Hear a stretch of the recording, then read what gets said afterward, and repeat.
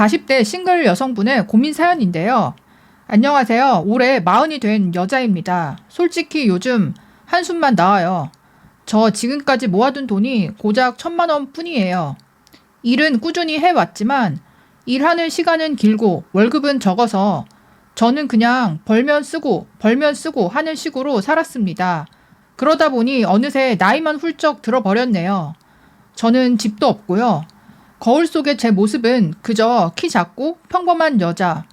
이제는 결혼은 힘들겠지 싶은 생각이 들어서 마음이 너무 힘드네요. 그리고 나이가 드니까 관리하는 비용도 만만치 않아요. 30대 중반까지만 해도 신경 쓰지 않았던 주름, 리프팅 같은 피부 관리에도 돈이 꽤 들어가거든요. 그거라도 안 하면 모은 돈도 없는데 관리도 못했다는 소리를 들을까봐 낭비인지 뭔지 또 지출을 하게 되고요. 그러다 보니까 돈은 더 안 모이고 제자리 걸음만 하는 것 같습니다. 그리고 결혼을 하고 싶긴 하는데요. 솔직히 주변에 돈이 좀 있는 돌싱 지인들은 꽤 있지만요. 제가 아직은 돌싱남을 만나는 건 망설여지고요. 그렇다고 눈을 너무 낮추고 싶지도 않아요. 그러다 보니 그냥 이대로 노처녀가 되는 건가 싶어서 요즘에는 자책감도 들고 막막합니다. 사실 10살 어린 동생이 맨날 언니는 왜 돈을 못 모으냐 하는 잔소리를 들었었는데 제가 그냥 그동안 정신 못 차리고 지냈던 것 같아요. 솔직히 큰 돈을 탕진한 것도 아닌데 그냥 조금 흐지부지 다 쓰고 없어진 거죠. 카드값이 매달 400만 원 정도 나가니까 모을 수가 없었어요.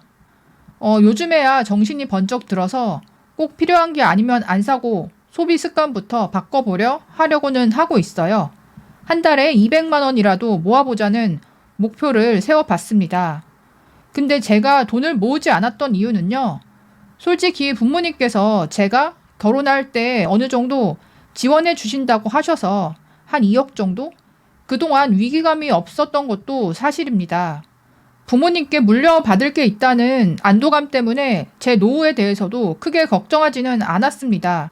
하지만 이제는 나이가 40이나 됐는데 부모님께 지원받는 게 아니라 제가 뭔가 도와드려야 하는 게 맞는 것 같아서 죄송한 마음이 들더라고요. 40살이 되고 나서야 이렇게 살면 안 되겠다는 생각이 번쩍 들었습니다. 늦었지만 이제라도 계획적으로 살고 열심히 모아보려고 하는데요. 이 나이에도 다시 시작하는 게 가능할까요?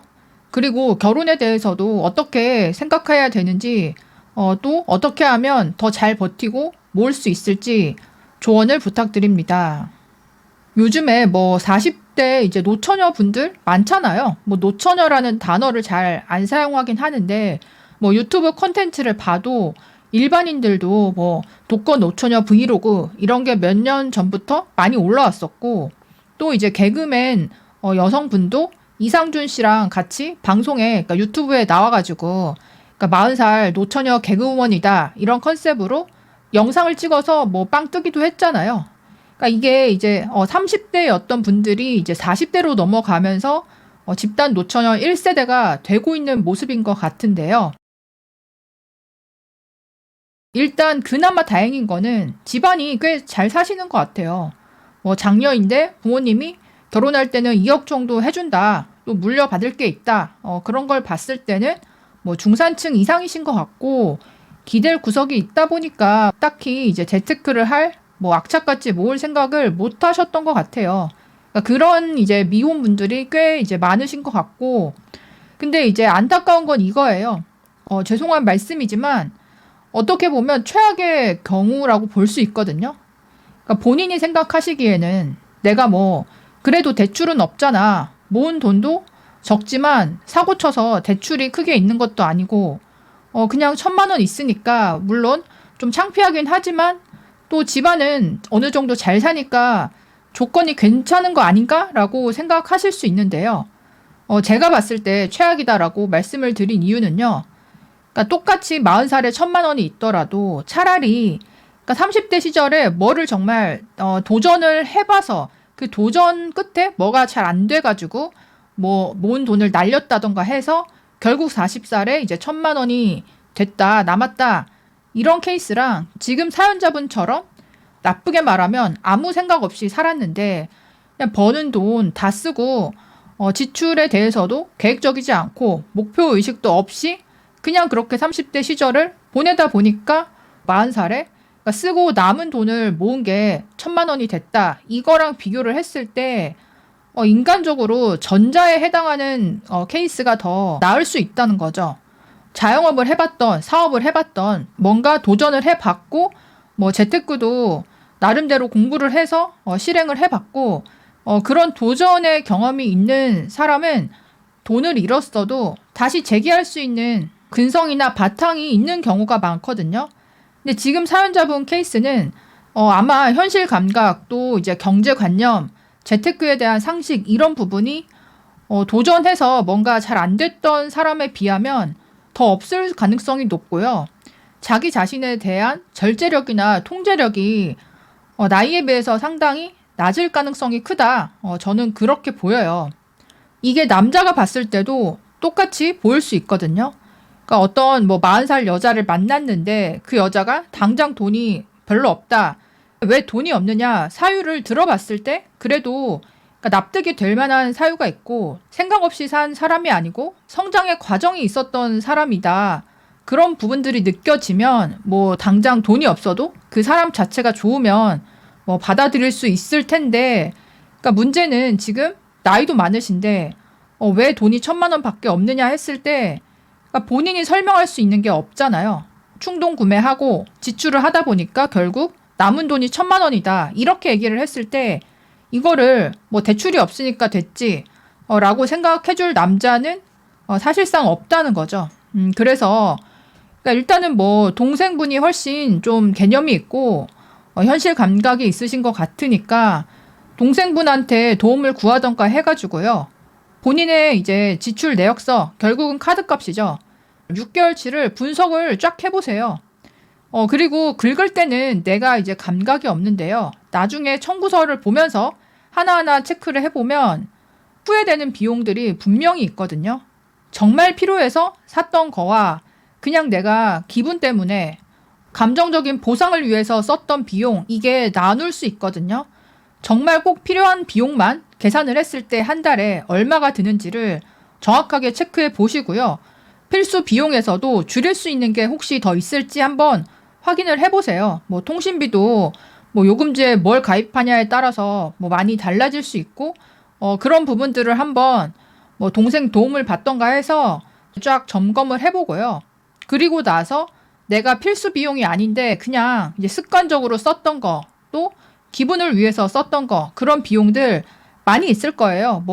사소하게는 그러니까 나가서 테이크아웃 커피 마시는 거부터 택시비, 또 피부과 가는 비용들, 운동 비용도 사실 필수가 아닌 경우도 많고 특히 여자들 외식비, 디저트, 카페 이런 쪽에 매일 한 번씩만 가도 그게 한 달치를 모으면 수십만 원이 되기 때문에 이제 그런 것들을 한번 통계를 내보시고 그거를 이제 줄이는 거를 목표를 두고 한 달, 2달 연습을 해보세요.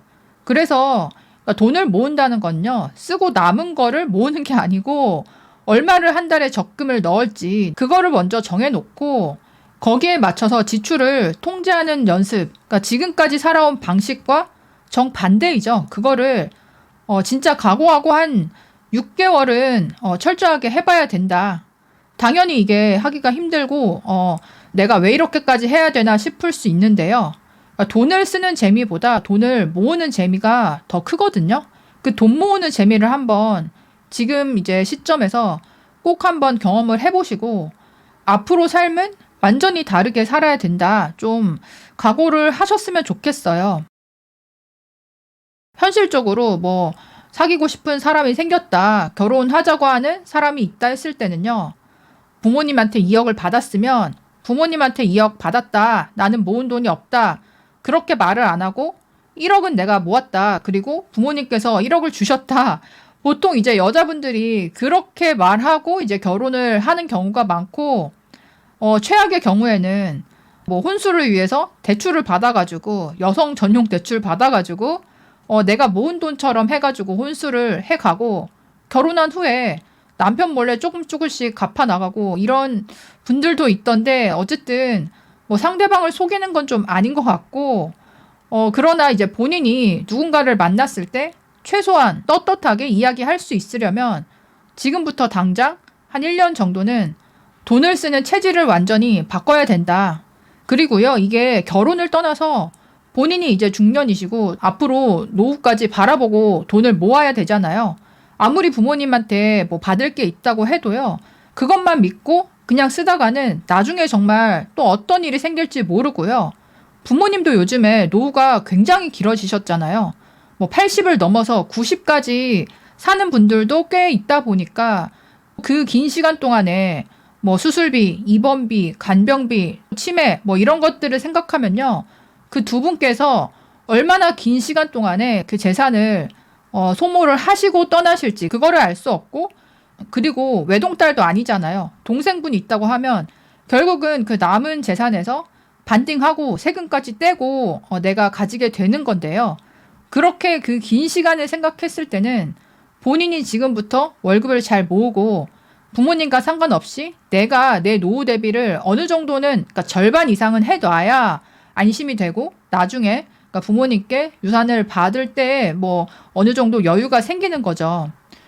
그래서 지금 이 세대 분들이 82년생 김지영 전후 세대인 거고, 자랄 때 부모님들께서 솔직히 좀 그러니까 오냐오냐 하거나 그냥 보호를 해주면서 자란 분들이 많고, 20, 30대 시절에는 한국의 경제 성장기, 호황기를 누리면서 남자한테도 대우를 받는 연애하고 그런 시절을 보내면서 이제 나이가 들었을 때 40쯤 되어가지고 뭔가 이제 형편이 어려워지면서 좀 곤란한 경우를 겪는 여자분들이 많아진 것 같은데요. 미래의 내 모습이 빈곤한 1인 독거노인이 되지 않으려면 지금부터 정말 과거와는 완전 다른 모습으로 살아야 되고요. 남자 문제에 있어서는 지금 뭐 초혼, 재혼 이거를 가릴 입장은 아니신 것 같아요. 현실적으로 여자가 40대부터는 재혼남까지 다 열어두고, 그러니까 무조건 재혼남을 만나라는 게 아니라 가능성을 다 열어두고 정말 나랑 어떤 사람이 잘 맞는지 탐색을 하고 찾아 나가고, 반대로 보면 그 남자가 뭐 초혼이든 재혼이든 간에 남자 입장에서는 40살에 1,000만 원밖에 모으지 않은 여자, 물론 집안이 조금 살아가지고 한 2억 정도 주신다 해도 남자 입장에서 뭐 그 2억이 그렇게 크게 느껴지지 않을 수도 있고요. 또 걱정되는 거는 부부로 같이 살았을 때 이 여자가 돈을 또 아끼지 못하고 자기 월급도 다 써버리고 내가 벌어온 돈까지도 다 탕진하는 거 아닐까? 내가 더 번다고 해서 여자가 소비 욕구가 더 커져가지고 씀씀이가 더 커지는 거 아닐까? 그런 이제 잠재적인 걱정, 불안감이 반드시 들 거거든요. 그래서 남자 입장에서 본인을 봤을 때는 본인도 그렇게 좋은 조건이 아니기 때문에 남자친구가 생긴다면 솔직하게 설명할 필요가 있을 것 같아요. 가장 중요한 거, 돈을 모으기 위한 그 목표를 한번 세워보세요. 내가 오피스텔 하나라도 사고 싶다라던가 뭐 현실적이죠. 그러려면 대출을 받아서 사더라도 최소 원금 얼마까지는 모아야 한다. 목표를 세워보시고요. 그 목표에 맞게 지출을 통제하다 보면요. 배달 음식 줄이게 되고 뭐 필라테스 다니던 것도 그냥 혼자 뭐 유튜브 보고 운동하게 되고 이렇게 하나하나 줄여 나가고요. 이거를 줄여 나가는 어떤 아쉬움이나 힘듦보다 목표를 향해 달려나가고 계획을 하는 그 즐거움이 커질 때까지는 버텨보셔야 되고요. 그렇게 내가 건강하고 목표를 가지고 절제하고 통제하면서 살 때 거기에 맞는 좋은 사람도 만날 수 있지 않을까라는 생각이 들어요. 여러분들도 사연자를 위해서 조언의 한마디 댓글로 부탁드립니다. 그럼 다음에 또 만나요. 안녕.